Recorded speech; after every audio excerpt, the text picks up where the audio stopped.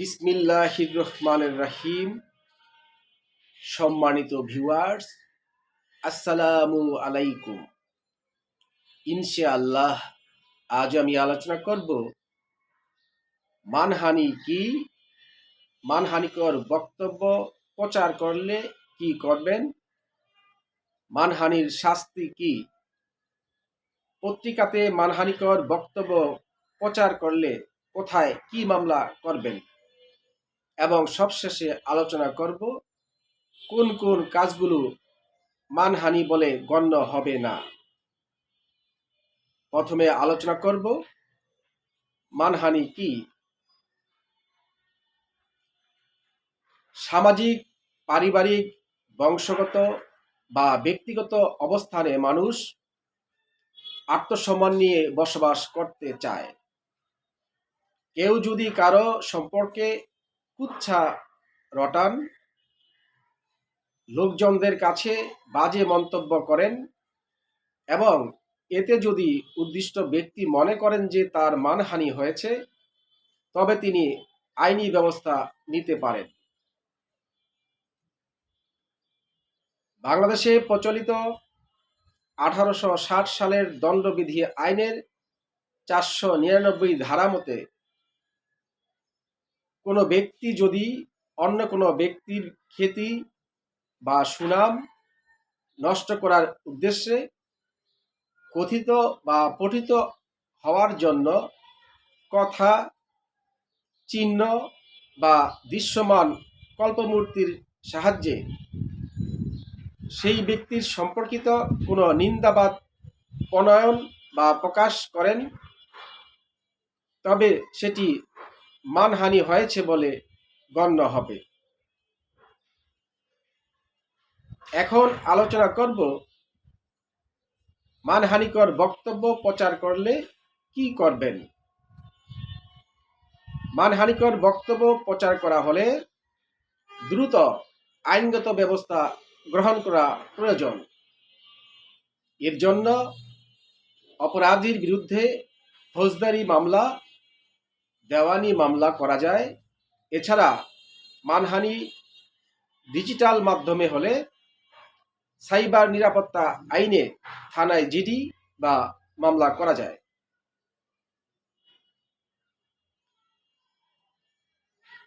প্রথমে মিথ্যা বক্তব্যের অডিও, ভিডিও, স্ক্রিনশট বা পত্রিকার কাটিং সংরক্ষণ করুন। অতঃপর বিজ্ঞ আইনজীবীর মাধ্যমে বক্তব্য প্রত্যাহার ও নিঃশর্ত ক্ষমা চাওয়ার জন্য লিগ্যাল নোটিশ প্রেরণ করুন।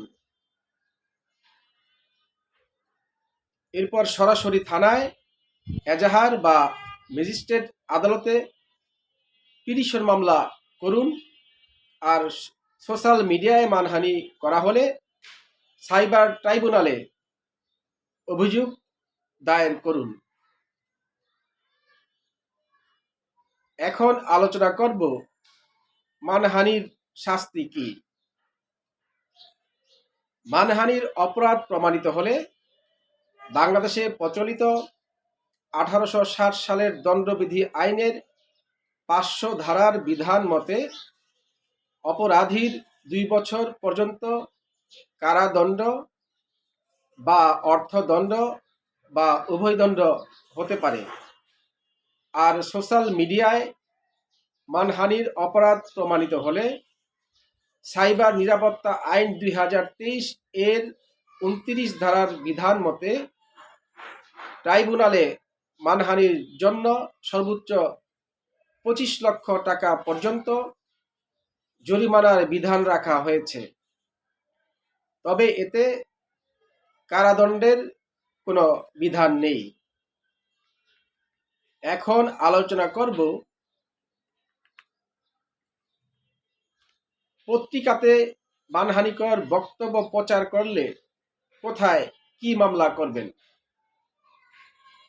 পত্রিকাতে মানহানিকর বক্তব্য প্রচার করলে বাংলাদেশে প্রচলিত 1908 সালের দেওয়ানি কার্যবিধি আইনের 19 ধারার বর্ণিত বিধান মোতাবেক খবরের কাগজ সারা দেশের যে স্থানে প্রচারিত হবে বা বিবাদী যে স্থানে বসবাস করত উল্লিখিত স্থানসমূহ যেই দেওয়ানি আদালতের আঞ্চলিক ও আর্থিক এখতিয়ারের অধীন, সেই সকল দেওয়ানি আদালতের যে কোনো একটি আদালতে বিবাদীর বিরুদ্ধে বাদী ক্ষতিপূরণ আদায়ের মোকদ্দমা দায়ের করতে পারবেন। এখন আলোচনা করব কোন কোন কাজগুলো মানহানি বলে গণ্য হবে না। বাংলাদেশে প্রচলিত 1860 সালের দণ্ডবিধির 499 ধারায় কোন কোন কাজগুলো মানহানি হবে সে সম্পর্কে স্পষ্ট করা হয়েছে। পাশাপাশি এই ধারায় 10টি ব্যতিক্রমের কথাও বলা হয়েছে, অর্থাৎ এই ব্যতিক্রমগুলি আইন অনুযায়ী মানহানি বলে গণ্য হবে না। 1 নম্বর, জনগণের কল্যাণে কারো প্রতি সত্য দোষারোপ করলে উহা মানহানি বলে গণ্য হবে না। 2 নম্বর, সরকারি কর্মচারীর সরকারি আচরণ সম্পর্কে সৎ বিশ্বাসে অভিমত প্রকাশ করলে তা মানহানি বলে গণ্য হবে না। 3 নম্বর, সরকারি বিষয় সংশ্লিষ্ট প্রশ্নে কোনো ব্যক্তির আচরণ নিয়ে মত প্রকাশ করলে উহা মানহানি বলে গণ্য হবে না। আদালতের কার্য বিবরণী প্রতিবেদন প্রকাশ করা মানহানির অন্তর্ভুক্ত হবে না। যে কোনো জনসমস্যা সম্পর্কে এবং কোনো ব্যক্তির আচরণ সম্পর্কে সৎ বিশ্বাসে অভিমত প্রকাশ করলে তা মানহানি বলে গণ্য হবে না। 6 নম্বর, আদালতের সিদ্ধান্তকৃত মামলার দোষ গুণ বা সাক্ষীদের সম্পর্কে বা অন্য ব্যক্তির আচরণ সম্পর্কে অভিমত দেওয়া হলে তা মানহানি বলে গণ্য হবে না। 7 নম্বর, গণ অনুষ্ঠানের অনুষ্ঠানাদি সম্পর্কে মতামত দেওয়া হলে তা মানহানি বলে গণ্য হবে না।